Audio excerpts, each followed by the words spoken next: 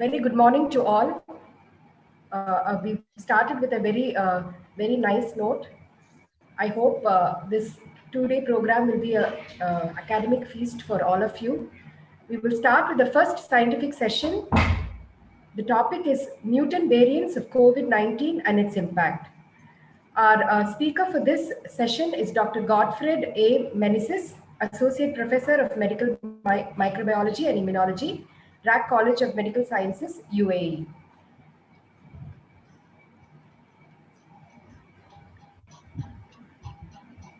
I'm extremely pleased to welcome the chairperson for the session, Dr. Chitralekha Sai Kumar Madam, Professor and Head of Department of Microbiology, Shri Balaji Medical College and Hospital, and Dr. V.M. Vinodini, Professor and Head of Department of Microbiology, SRM Medical College, Katakurathur. May I now request Dr. V.M. Vinodini Madam to introduce our speaker for the session. Over to you, Madam. Thank you, Dr. Durga Devi. A very good morning to everyone present here. I consider it an honor to be a chairperson for PANBIOCON 2021. I express my sincere regards and gratitude to the respected members of PANBIOCON Organizing Committee for this pleasant opportunity. Mutant variants of COVID-19 anywhere in the globe today. In this regard, I feel privileged to introduce our speaker, Dr. Godfred A. Meneses, who will be sharing with us valuable information on the same. Dr. Godfred A. Meneses is currently the Associate Professor of Department of Medical Microbiology and Immunology, RAC College. Yes, ma'am. Yes, madam. Madam, can I proceed? You can go ahead, ma'am. Yeah, thank you. Dr. Godfred A. Meneses is currently the Associate Professor of Department of Medical Microbiology and Immunology, RAC College of Medical Sciences, RAC Medical and Health Sciences University, Clinical Microbiologist, RAC Hospital, Ras Al Khaimah, United Arab Emirates. Dr. Godfred completed his master's degree in medical microbiology in the year 2003 from the prestigious Kasturba Medical College, Manipal Academy of Higher Education, Manipal, India. He received his PhD in medical microbiology from one of the most premier institutes, JIPMER, Pondicherry, India, in 2011. Dr. Godfred has been associated with research activities in the renowned Indian Institute of Science, IISc, Bangalore, India, as well as at Erasmus MSc, Rotterdam, the Netherlands, and the Hale University, Saudi Arabia. He has more than 50 research publications in reputed journals to his credit, with more than 1,000 citations with 17 H index and a ResearchGate score of 38.78. Dr. Godfred is a coordinator of various committees, namely Infection Prevention and Control Committee, Ethical Committee of Ras Al Khaimah Medical and Health Sciences University, as well as the National AMR Surveillance Subcommittee, UAE. Apart from being a PhD guide and PhD adjudicator, he also serves as Deputy Editor of PLAS NTD, Associate Editor of Global Journal of Medical, Pharmaceutical and Biomedical Update, Bioscience Research, Editorial Board Member of Journal of Pure and Applied Microbiology, and the New Emirates Medical Journal, the official journal of Emirates Medical Association. We all look forward to the presentation by Dr. Godfred A. Meneses on mutant variants of COVID-19 and its impact. On behalf of PANBIOCON 2021, I invite you, sir, to deliver the lecture. Thank you. Thank you, madam. May I now request our guest speaker, Dr. Godfred A. Meneses, to start with the session. Sir, are you... Sir, can you switch on the video, sir, your video? Is there a video? Yeah, your video. 1 second.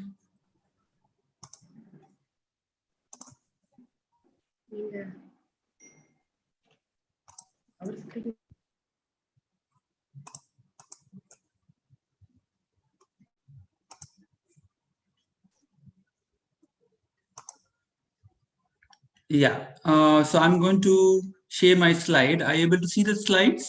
Yes, sir, we are able to see your slides. Okay, I think you have to unmute my video, right? I made you the co-host, sir. Okay, all right, yeah. My video is unmuted now, right? Yeah. Okay, can I start with the presentation? Yes, but we are not able to see you, sir. We are only able to see the PowerPoint. Yeah, you have to unmute the video. It says, yes. Yes. Now we can see. Now you can see? Yes, sir. Thank you. So put it in screen share mode, sir. Yeah. The full screen. All right. Okay. Thank you, Is it sir. all right? Okay, yes. Yes, sir. Thank you, sir. Thank you for the host for that warm introduction. And I thank the committee for this opportunity, this lovely opportunity. The topic of presentation is mutant variants of COVID-19 and its impact. So we are going to have an overview of COVID-19 with the updated information. So I'm Gottfried Menezes, working in Ras Al Khaimah, UAE. Outline of the presentation. Yeah, so I would like to begin with a couple of questions which would help us to introspect on the topic COVID-19 overall. Does everyone have same immune response to SARS-CoV-2, or does it vary between individuals? How can we tell whether a person has encountered the virus and mounted an immune response? So what is the marker for the infection? What does effective immunity to SARS-CoV-2 look like? And what proportion of infected individuals mount an effective immune response? Is it 80%? Is it 90%? And can immunity be lost over time? And if so, how?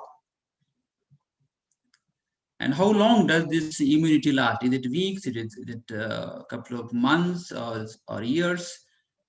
Which statement do you agree with most robust, most about COVID-19? The immune response is entirely beneficial, is mostly beneficial, but not entirely, causes a lot of harm, but some benefit, and is entirely harmful.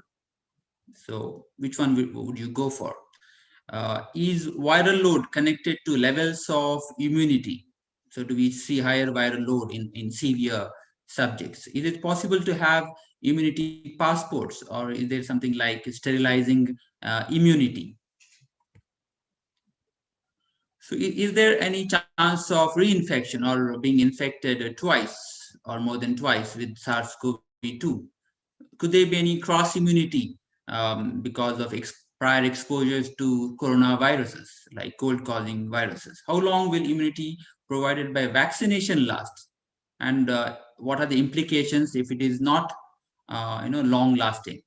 And what do we need to achieve herd immunity? We have been focusing on herd immunity. So how do we achieve that? And is it possible with COVID-19?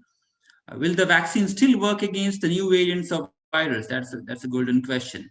What is the difference between naturally acquired immunity and vaccine-mediated immunity? And how does immunity acquired following infection interact with vaccination? And what is ROCM? We have been hearing a lot about mucormycosis and prescriptions with vitamin C, D3, and zinc. Yeah, many times we think, oh, what is the role played here? Does it really help? And what are these variants of interest and concern? And what could be the biosignature of COVID-19 among the markers of inflammation? What helps COVID-19 in immune escape? Yeah, immune escape has been a matter of worry because we want vaccination to work, and we want to curb this menace. SARS-CoV-2 infection after vaccination. Okay, people do get infected after vaccination. Do they get infected, and why do they get infected? Benefit of anti-diabetic medications. Is there any anti-diabetic medication playing a role in COVID-19, any beneficial role? Vaccine efficacy against new variants. And SARS-CoV-2 RNA integration into human genome. We have been hearing about mRNA vaccine, chances of getting integrated into human genome. Does it happen? And what are the drawbacks of that? And what is Delta Plus? Of late, we have been hearing about Delta Plus variant of COVID-19. So is it a matter of concern for us? And repurposing of antimicrobials in COVID-19, yes.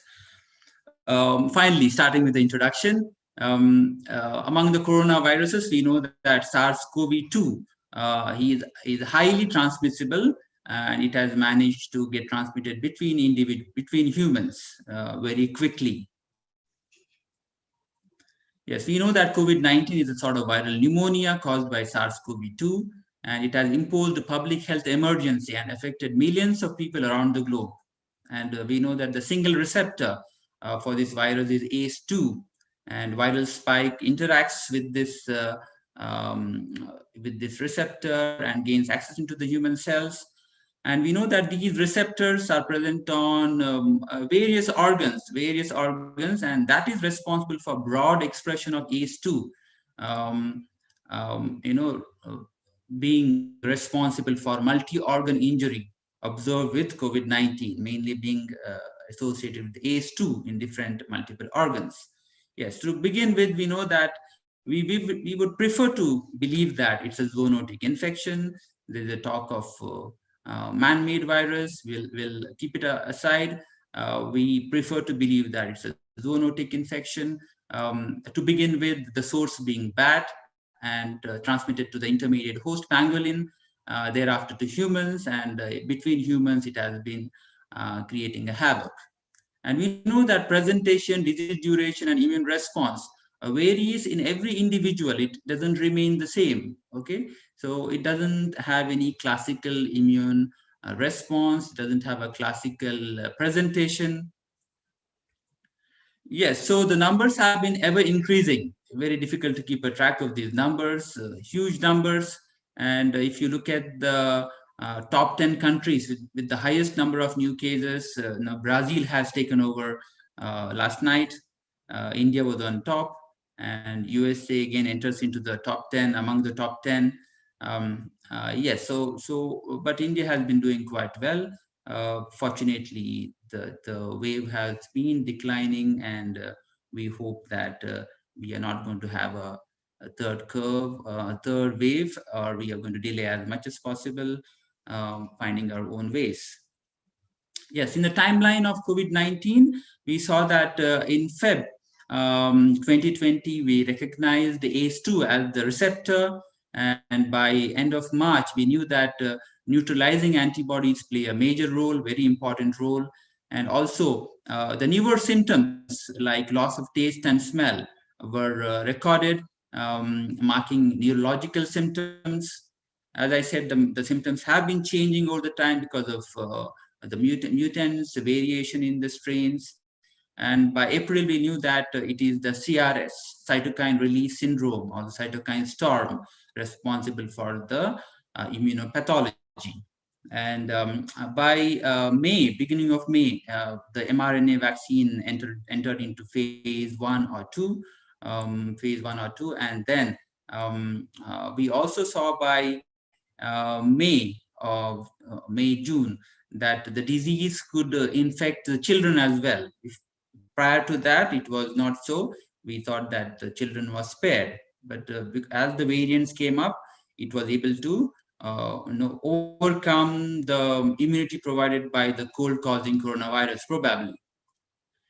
Yes, and also by October, we saw that in some individuals there were autoreactive antibodies mimicking autoimmunity, similar to SLE. And also by November, growing concern of variants popped up, and then all the problems started. Thankfully, it is only the 5% who fall critically ill, requiring mechanical ventilation, undergoing shock, multiple organ failure, and requiring ICU admission. Yes, whereas 14% may have severe, where dyspnea and declining oxygen saturation is faced, and most of the time we are able to revive such patients.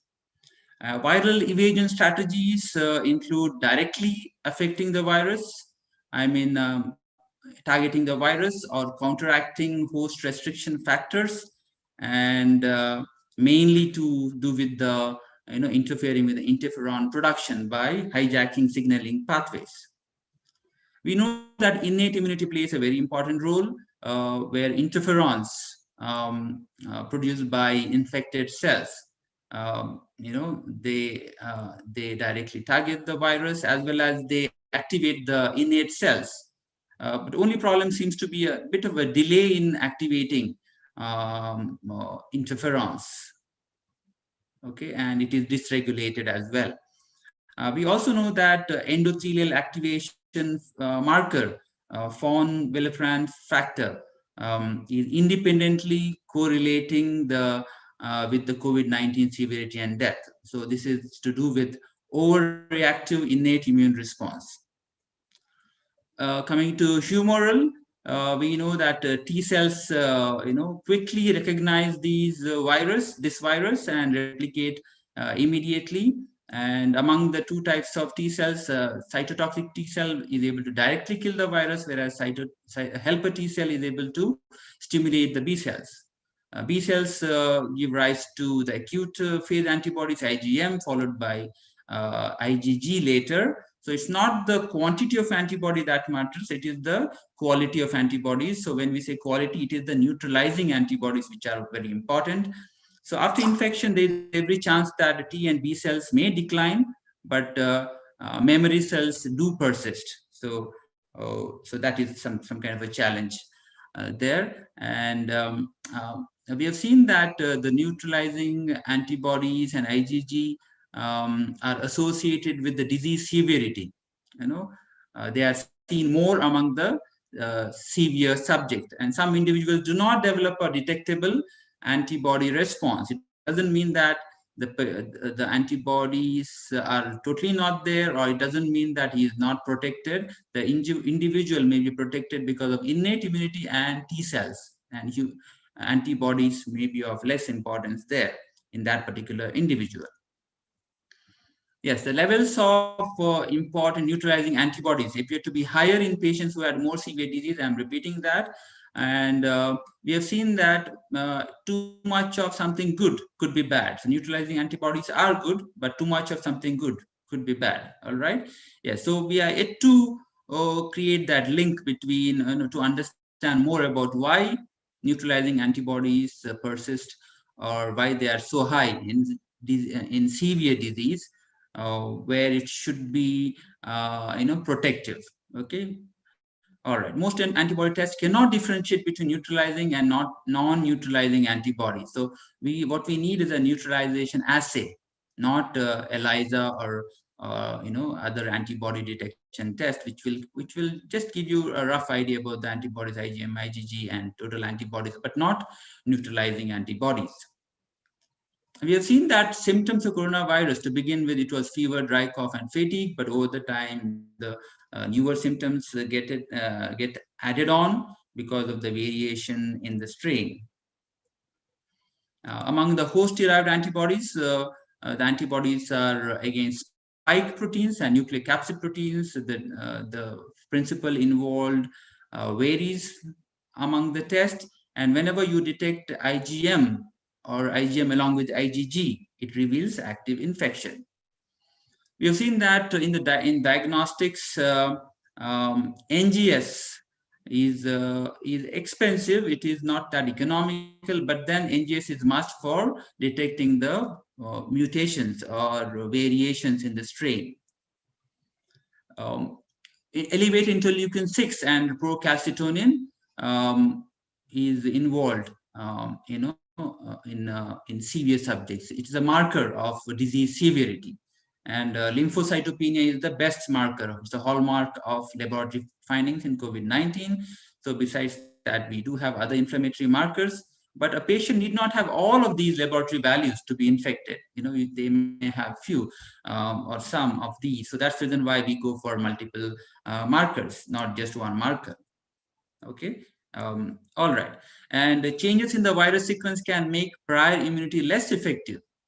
Okay. So why a person gets reinfected, or children became susceptible now over the time because of the variants, virus sequence being changing over the time. Yes. If the person doesn't have antibodies, what does it say? It doesn't say too much. It does not tell us if the person is susceptible to infection. And what else? It does not mean that the person has not been infected, that the person was very recently infected. It does not say that, because yes, it could mean that the person was very recently infected, less than 8 to 10 days, because antibody production takes at least a week, right? So that's the reason why it could be a recent infection, less than a week. The person was infected but cleared with virus without mounting antibody. So it is not antibody humoral response which protected him. It could be innate immunity and T-cell response. And also it is possible that it is not in detectable quantity. So it's not about the quantity of antibodies, it's the quality of antibodies. We need a lot of neutralizing antibodies. Though we are not very sure why that neutralizing antibodies still persist so high in severe cases. So these beneficial antibodies are trained in the germinal center. And again, coming to the point that increased severity of disease correlates with the increased level of antibodies with the reference. We have also seen that in severe disease patients, the virus will persist in the nasopharynx, and immunopathogenesis is all because of pro-inflammatory cytokines, which is responsible for cytokine storm and tissue damage. And we see that there are a lot of these cytokines teamed up responsible for cytokine storm, and there is persistent viral load in severe disease subjects, which is responsible for driving the cytokine storm. Among the male and female, males are, they dominate the disease. They also fall more severely diseased, mainly because of inflammatory cytokine response being more in men, and also men who develop less T-cell activation. So these two factors are responsible for disease being more prominent among males. Learning from COVID-19, we have seen that severe symptomatic COVID-19 patients have inefficient in antibody predominant and uncoordinated immune response. Yes, and as I said about neutralizing antibodies, we are yet to know the relationship between high neutralizing antibody response and disease severity.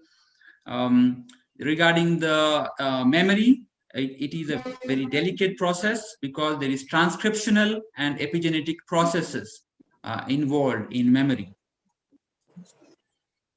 Yes, among the antibodies, it is the secretory IgA or the IgA, which is predominant, which is most important among the antibodies, even at the mucosal surface.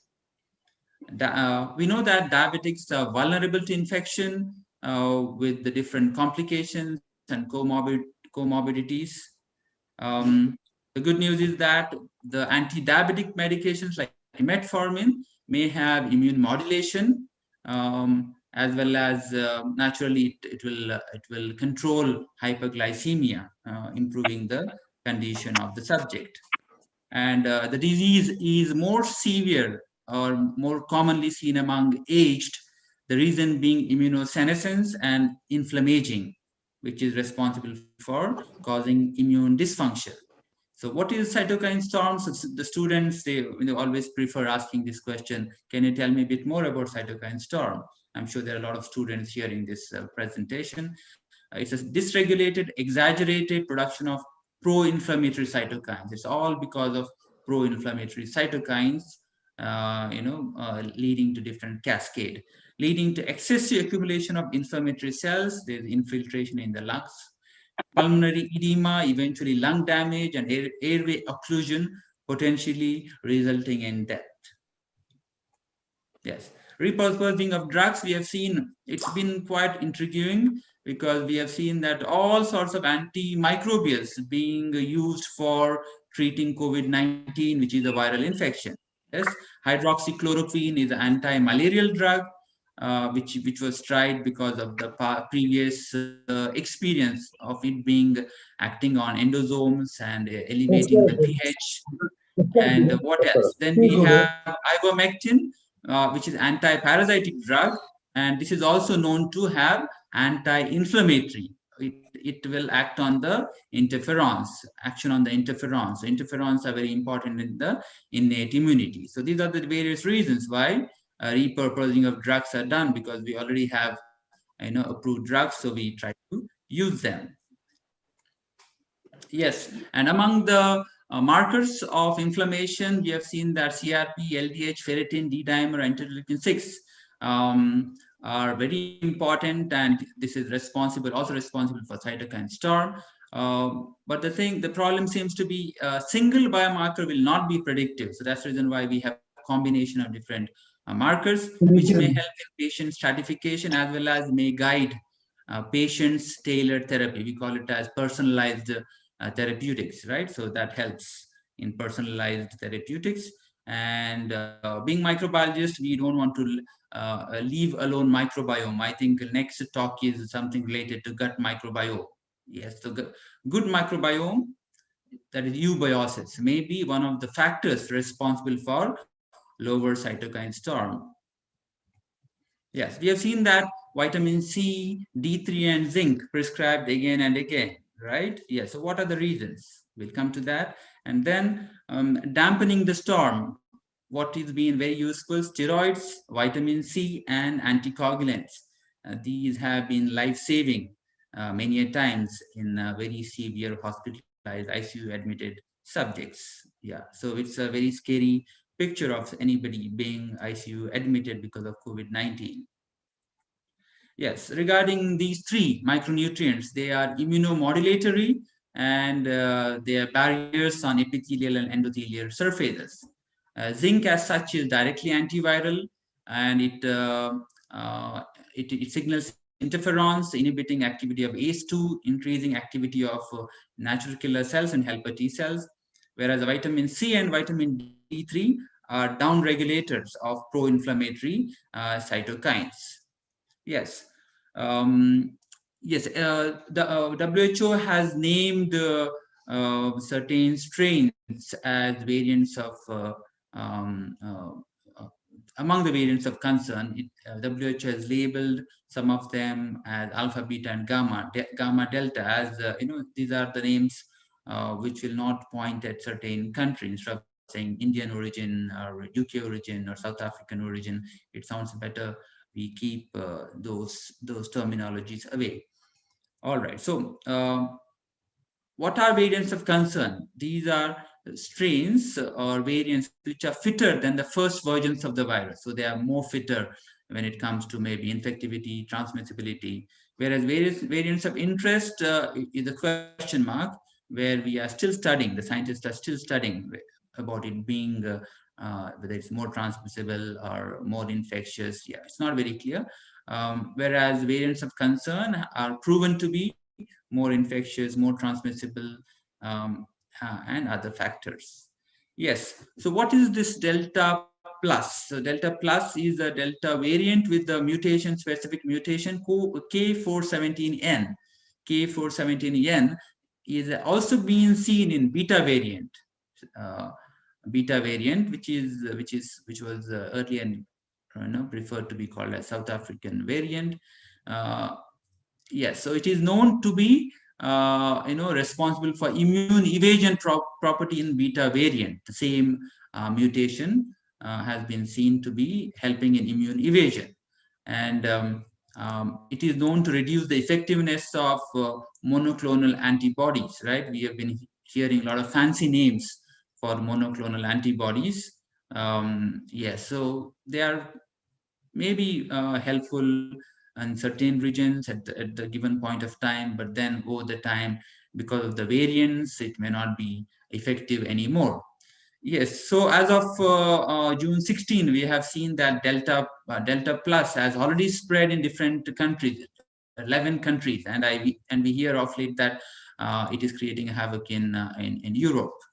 Okay, first reported in India, and maybe it is simultaneously rising in different parts of the world.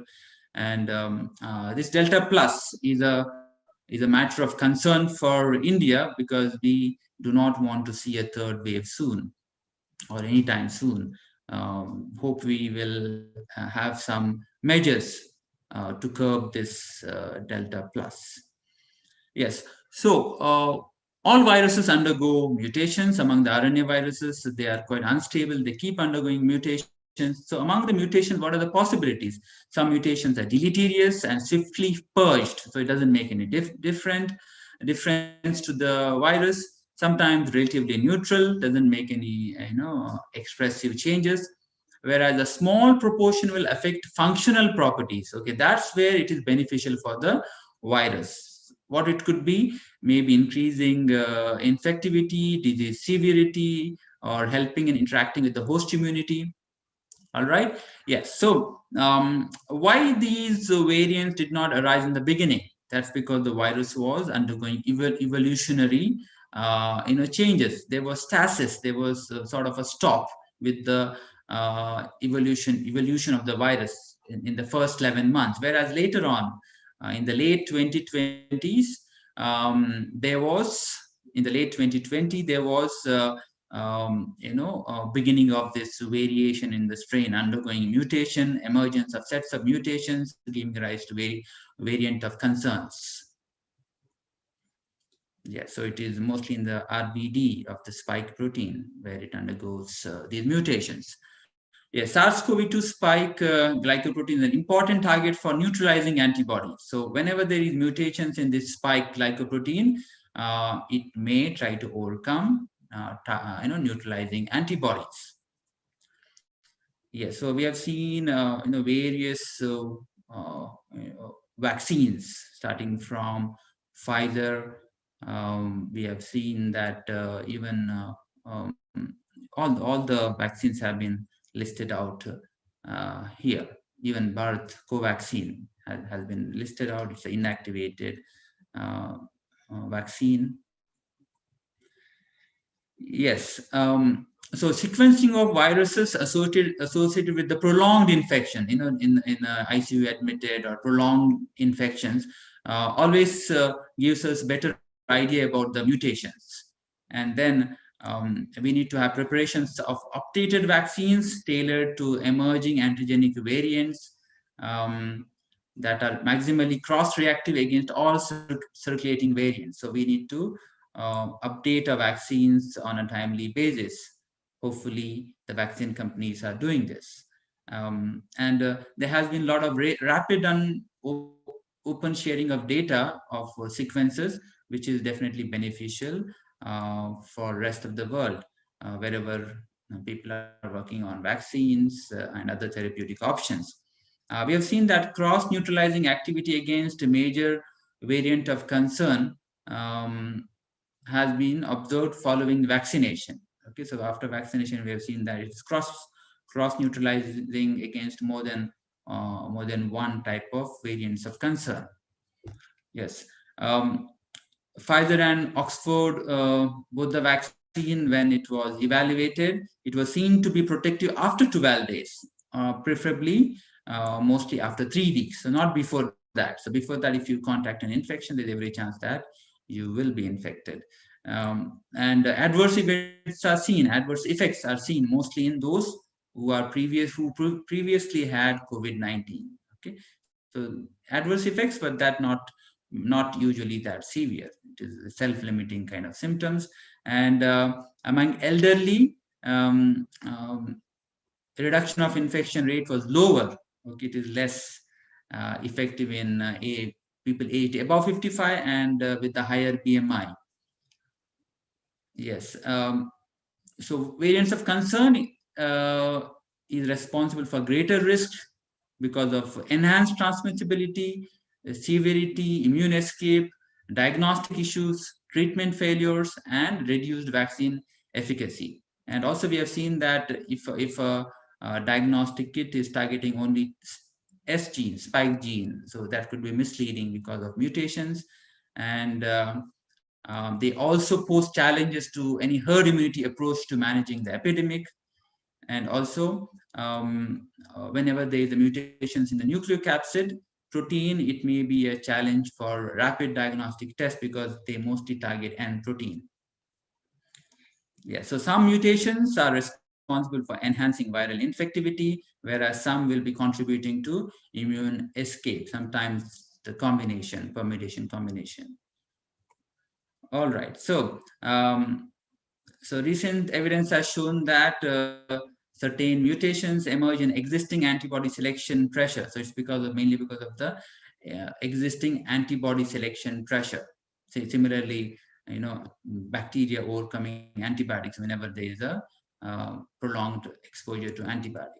Similar to that, mutations are important for SARS-CoV-2 immune escape evolution. So we evolve, virus evolve. Unfortunately, microbes evolve much faster because of the generation time. Hence, they have to evolve, and they very small proportion of the mutations are beneficial to the virus. And definitely, we do need accelerated vaccine rollout. Yes. What about integration of the RNA into human genome? We have been talking about certain vaccines. Are they responsible for it? Can they lead to that? Or what about infection? Can it lead to integration of the RNA? Yes, it is possible. And patients often remain positive for viral RNA as detected by PCR. So RNA is present, but it is not undergoing replication. All right, and so RNA can be reverse transcribed and it can get integrated into the genome, and also may help to explain why patients can continue to produce viral RNA after recovery. Yes, ROCM, rhino-orbital cerebral mucormycosis, all sort of different names, black fungus, white fungus. All right, so that is to be avoided. Media prefers to call by different names, but we should stick to the terms to be used. Okay, so rhino-orbital cerebral mucormycosis, it is self-explanatory. It has reached the epidemic proportion during India's COVID second wave,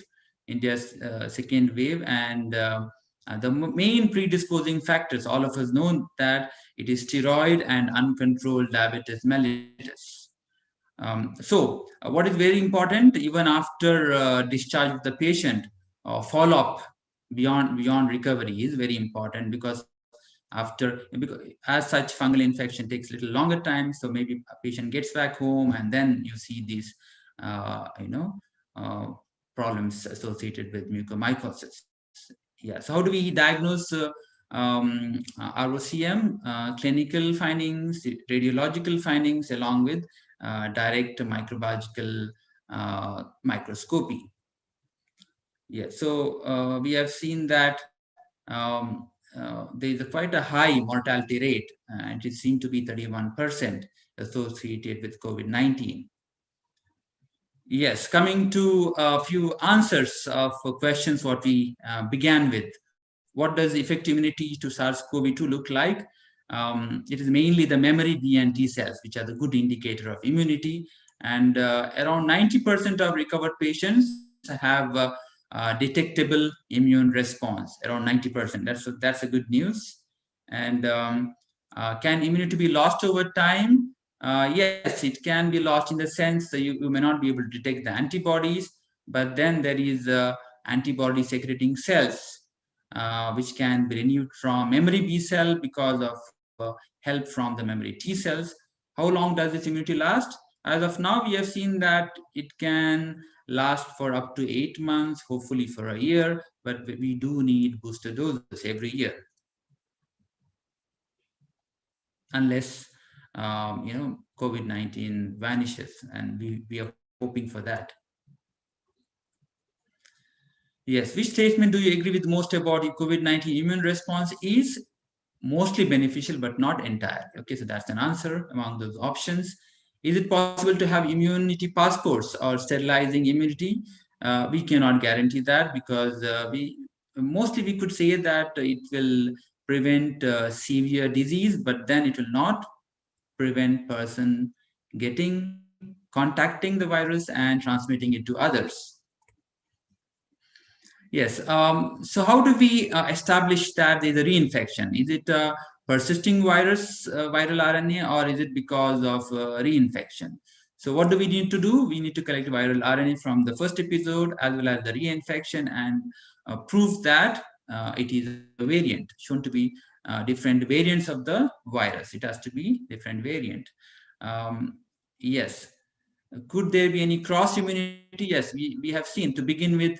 We made different hypotheses that we have spicy food and all sort of stories we had, thinking that that is responsible for very less rate of COVID-19 in India. But then we know what happened. It picked up later, and it was never ending.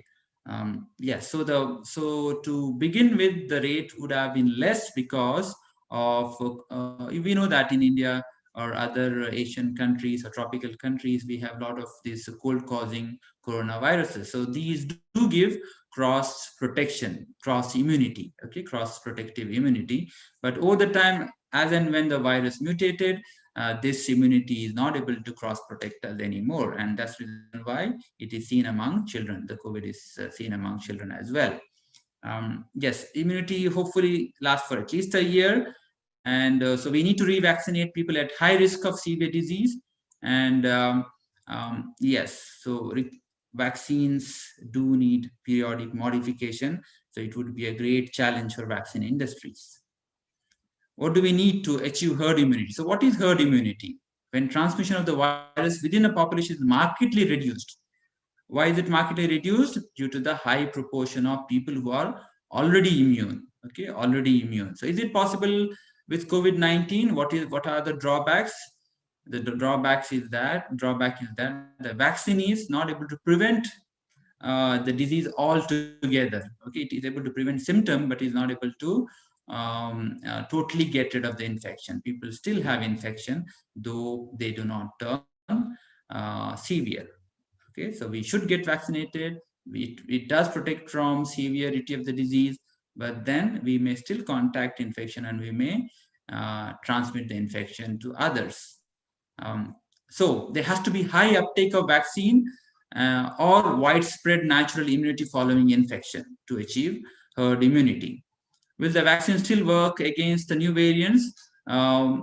Yes, it does. It does work against minor variants, and we have seen that it continues to work.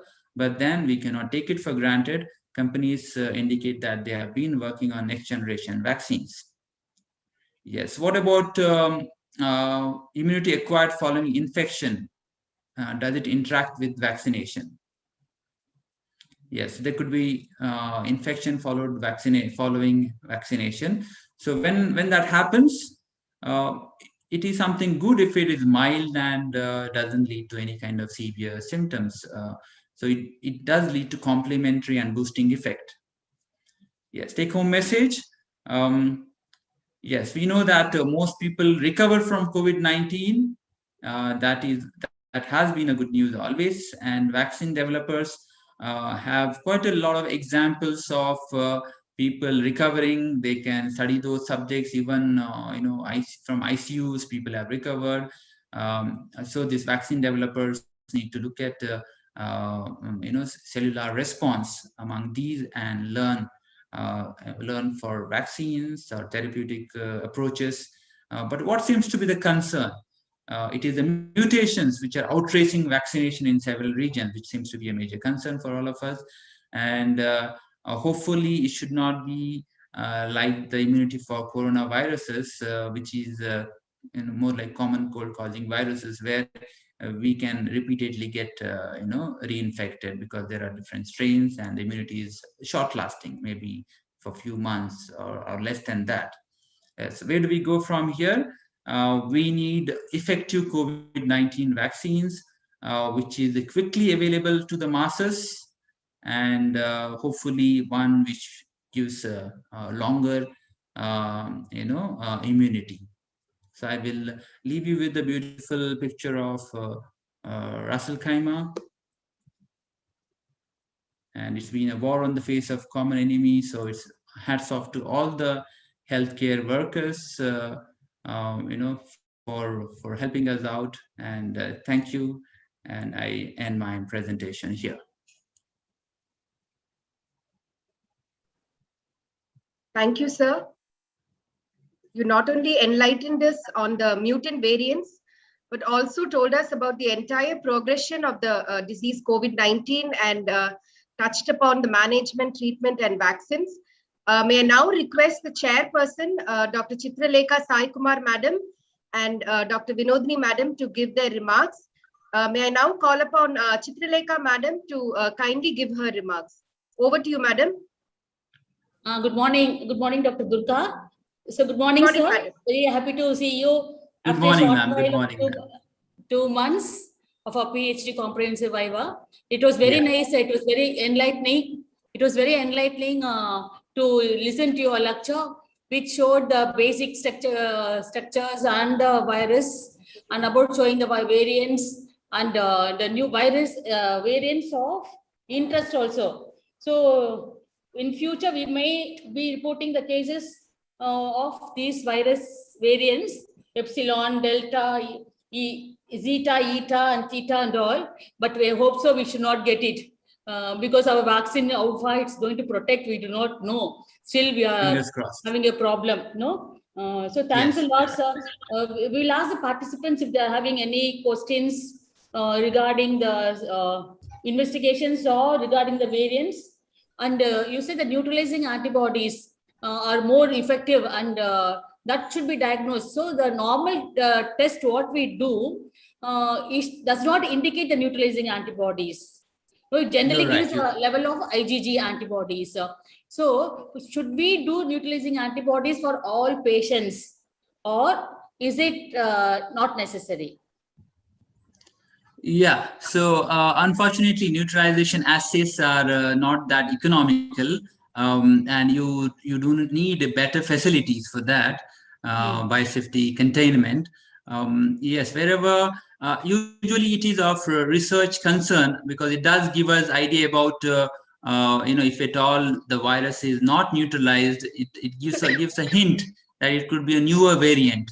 So that can be taken up for sequencing. So it's not must that we need to go for that, but then antibody tests should not be misleading. Hospitals may say that no, these are very good tests, and it will tell you whether you're protected or whether you're susceptible. That's not the fact. No harm in going for the test. It just gives you an idea. If you do have antibodies, yes, it shows that your vaccine has been effective. Maybe you have contacted infection in the recent past, but then it is not conclusive at all. It doesn't give you anything, much of idea. Okay, sir. Thanks a lot, sir. So the participants, if they have any questions, they can put it in the chat box so that we can ask the speaker to answer your questions. Yes, delegates, please post your questions in the questionnaire section. There's a small tab. Sir, I think there are 2 questions in the question and answer section. Yeah.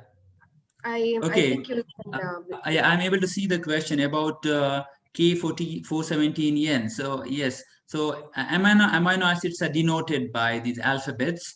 Yes, it does stand for amino acid. So even when we are dealing with antibiotic resistance mutations, point mutations, that's how we denote the mutation. Okay, 417 stands for a specific location. It's a point mutation.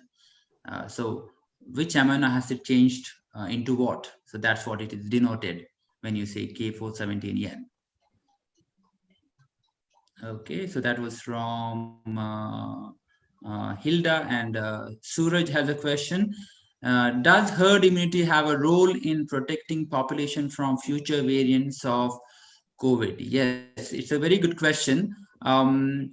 Yes, the problem, the whole problem seems to be that it is difficult to achieve herd immunity because the vaccine or infection as such is not able to give us promising immunity or sterilizing immunity. The person still is able to contact infection and transmit infection. Okay, so that's where it seems to be a problem associated with the herd immunity. But then we are hopeful that we will come out with the newer vaccines and we will be able to achieve it. Okay, it's all about optimism, staying positive. Yes, Archana has a question. What could be the side effects of vaccine? Yeah, as such, we have seen that everything has side effects. Any medicine you take, adverse events are there. Okay, but then we need to outweigh the benefit. We need to look at the benefit. Yes, it is always outweighing the benefits compared to the adverse events. Okay, so it does prevent from severity. All right. To be fact, even I'm one of them who was vaccinated and got infected after vaccination. Thankfully, it was very mild, but loss of smell and loss of taste was very evident. It was like 100%, where I could not smell or taste anything. So yes, it does protect you. It does protect you from severity, against admission in the hospital. Nobody wants to get admitted in the hospital, right? So if you're vaccinated, there's every chance that it will not lead to hospitalization. It will be self-limiting, say within a week or so, or maybe even less. All right. Yes. From anonymous attendee. Yes. Yeah, Dr. Durga has forwarded that question to me from anonymous attendee. What is your opinion on giving two vaccines, example, co-vaccine in first dose and Covishield on second dose? Is it beneficial or has any adverse effects? Yeah, as far as possible, please do go for the same vaccine. But if for example, you have moved to some other country, or country has a different guideline, you can go for the second vaccine. Doesn't matter. Okay? It's okay to mix up the vaccine. It's okay to mix up moderate level the vaccine. All right. Yes. Yes. Cardiomyopathy has been found in some population. Can you throw some light on this cardiomyopathy? Is it related to vaccine or is it related to the infection? That's what I want to know. Yes, if it's related to infection, yes, multi-organ involvement has been an issue. Coagulopathy and thrombocytic purpura, these are all associated problems. Yeah, I guess I'm taking up the duty of the moderators. What about moderators? Do you want to give me the questions or I'm okay here? No, I can sir, you read can out. continue, sir. No problem. All If the right, all right. questions Okay, you it's a can double take work for questions, you, no in fact, problem, otherwise. sir. You can Yeah, have. all right. Yeah, thanks. Kind of you. What does it mean if CRP value is fluctuating in a patient within a few days? Yes, in the first week, yes, in the acute phase, it may keep, dropping and hiking. But then after a week, it is more so suggestive about inflammation, increased fever, increased inflammatory markers, is a hint for steroids, and it does help in later on. Yes, it can fluctuate. I got affected from COVID-19, anonymous attendee, and then recovered in May. When can I get vaccinated? Yes, as such, many countries advocate within a month you can go for vaccination. Earlier, it was 3 months. The reason being the problem associated with the antibody enhancement, right? Antibody enhancement. That means adverse event of antibodies. But then now, I'm aware of countries who recommend within a month, in a month's time, to go for vaccination post-infection. Okay, all right. So there is no hazards with that, but then you have to go by the regulations of that country wherever you are living in. All right. Do pets and animals have risks to get coronavirus? Yes, we are aware about mink, right? Mink, animal called as mink. So it got over to the mink, and from mink back to humans. Yes, it can infect any animals. We are aware of sometimes tigers or other animals in the zoo getting infected and even leading to death as well. Okay, so most of the time it's I guess not that severe. Yes. Is it necessary to take every year COVID vaccine? Is it affordable and economical for individual? Yes. As of now, it looks like we will have more waves of COVID, and if at all, God forbid, we do not want more waves. But if at all there are more waves, we will be requiring booster doses every year, just like the flu shots, influenza shot. We are going to be requiring that. Okay. Hope that it just dies down. COVID just dies down, and we'll stop talking about COVID, and we may not require. But it's very difficult. The virus is here to stay. But anyway, we are still optimistic. Okay, can an infected lactating mother give antibodies to newborn through breast milk? If yes, then why was the vaccine contraindicated initially? Yes, the vaccine was undergoing trials. We were not aware. What could be the adverse events, what could be the adverse reactions. So we took some time to realize that yes, it can be given in lactating mother, but lactating mothers as such pass on very useful antibodies for any kind of infection.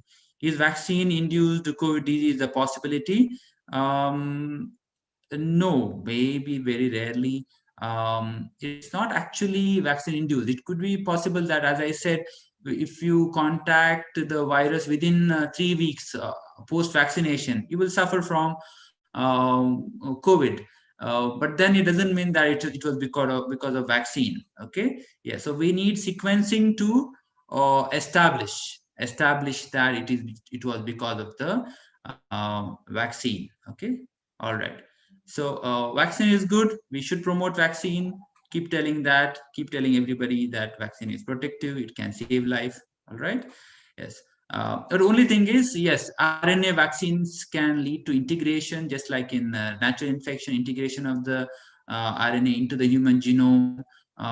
We do not know the long-term effects of anything. We are yet to learn. We are still in the learning process. What is the cause for the loss of taste and smell in COVID-19? Yeah. So this is neurological involvement. Okay, when there is loss of taste and smell, it does say that it is a neurological involvement. Okay, neurological involvement. All right. Yeah. So why the symptoms change over the time? Because of the variants. Newer variants, newer symptoms. Initially, we thought the gastrointestinal involvement was very rare, but then later on we saw. Then later on again, the other symptoms came up. How good and effective will intranasal vaccine be? Yes, that would be the best thing, because most probably it would be the neutralizing monoclonal antibodies, which is IgA. Okay, yes, it is most welcome. It could be useful. It could be useful, but we cannot promise. Yes, there are already research which is in progress. I've heard one of the scientists presenting his work on intranasal vaccines. Okay, can we get vaccinated for COVID shortly after other vaccination? Can we get vaccinated after? Okay, about second vaccine.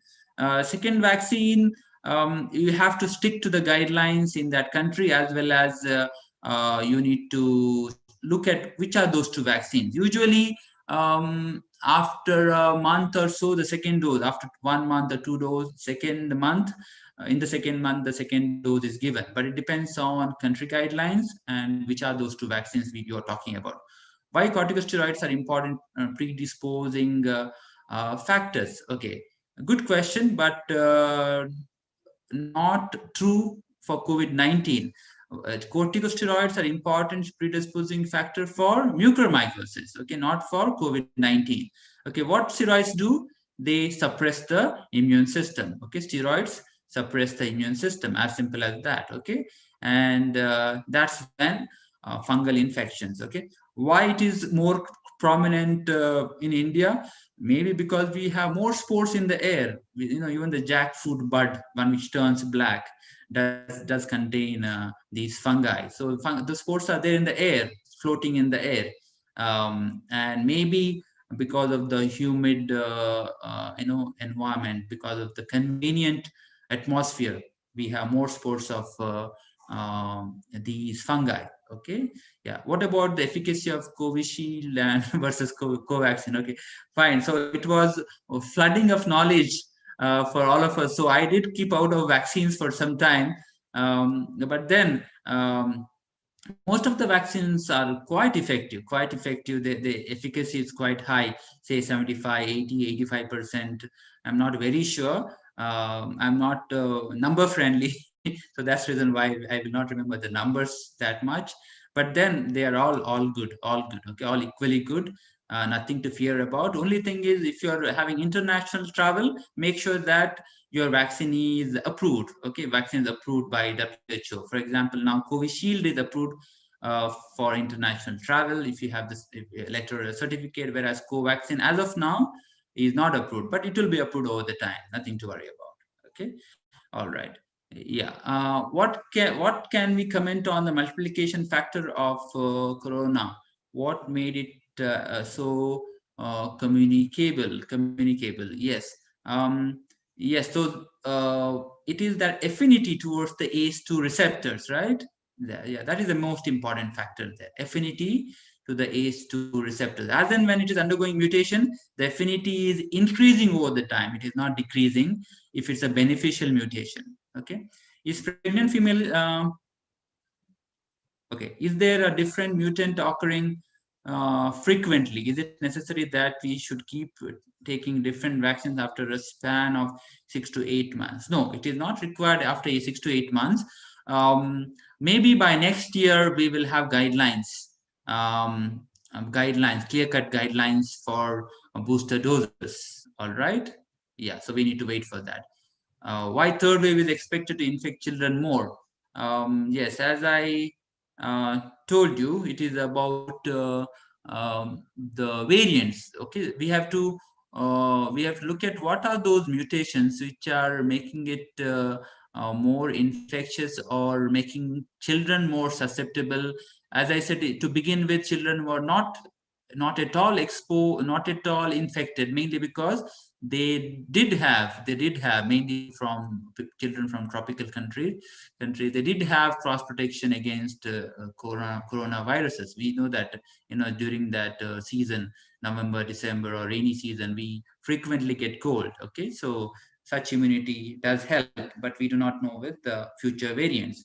Is pregnant female, if pregnant get vaccinated, which will be best vaccine for them in India? Yes, again, there will not be any data, enough data suggestive of which would be better. Okay, so I would say whichever vaccine is available in your particular state, you could go for that. Covishield or Covaxin, doesn't matter. We do not have enough data to say that one is better than the other. Okay, why are people who already have diabetes or any cardiac diseases are prone to suffer more from COVID? Yes, yes, we know that in diabetics, mainly the uncontrolled diabetes, the immune system is sort of dampened, mainly because the glycosylated antibodies and other factors make it less effective. Okay, so that's the reason why diabetics are prone to infection. Are vaccines contraindicated in people planning to be pregnant? No, as of now, many countries have said yes, pregnant women can get vaccinated. Okay, yes. Are symptomatic patients are less contagious? No, there is nothing like more or less contagious. Definitely, a severe subject will have a higher viral load, so he is more contagious. Okay, every person can transmit infection, one who contacts, even if you're vaccinated. So that's the reason why we have to continue following these etiquettes of coughing, sneezing, wearing masks. All right. Okay. Can kids under 10 years get vaccinated? No, many countries have cut off 12 years. I think 12 years. Okay. So it depends again on the vaccine and the country guidelines. Do memory cells remember only a particular antigen of the virus or more? No, fortunately, the memory cells are not antigen specific. They, in the sense, they can memorize different peptides, a collection of peptides. So that's the reason why in case of inactivated vaccine, it will be containing different peptides. It will be containing different peptides. It doesn't mean that it's a whole virus. It is the different constituents of the virus made into a vaccine inactivated. Okay. Otherwise, we think that inactivated is the whole cell. It's not so in case of COVID, at least. All right. I've never seen such an enthusiastic audience. I've been giving talks in various conferences, but this has been the best audience what you can get. The topic also is like that, no, sir? The hot topic of the day. So everybody wants to bombard with questions and get their doubts clarified. Yeah, that's right. That's right. It's my pleasure. It's my pleasure answering to all the lovely audience. Thank you, sir. Definitely an awesome presentation. Thank you so much. Thanks a lot, sir, for your valuable time spending with us. No problem. No problem. In fact, morning when I woke up, there was internet not working at home. Oh. So I rushed to my office. It's a holiday here. Friday is a holiday here, right? I rushed to my sir. office. So So you went thankfully to be at the work. net was working. Yeah, maybe it was under maintenance from the government. It rarely happens, very rarely happens. So, but it was one of those days. Yeah. So I luckily rushed to the office, and I'm in the office now. Yeah. All right. So thanks a lot, sir. We Thank thank you the so much. organizing committee for giving us the opportunity to be with you for this 1 hour time. So if there are no more questions, we can end the session. No, yeah, it's been 1 hour, is it? Okay. I was given 45 minutes. I didn't even notice the time. No, it was very nice, sir. Okay, We had thank you. actually some more questions also. You'll be very interested to answer, and we also will get new ideas. Thank you. Thank you so Thanks much. a lot, sir. Thank you, sir. You could email me the questions. I can revert back to the moderators, and moderators can forward it to the participants. Okay, Yes, sir. so we will email you the question, sir. On behalf of the organizing team, I would like to thank our chairpersons, Dr. Chitrilekha ma'am and Dr. Vinodri ma'am, for taking their time out and coming for this session. We are extremely happy and honored to have you today, sir, and such a lovely session. Thank you so much for being with us today. And despite your busy schedule, for taking your time out and giving us this wonderful talk. Thank you so much, sir. My pleasure. Thank you so much. And I had a wonderful time with all of you. Thank you. Thank you Thank you so much, sir. Thank you for the opportunity. Thank you, sir.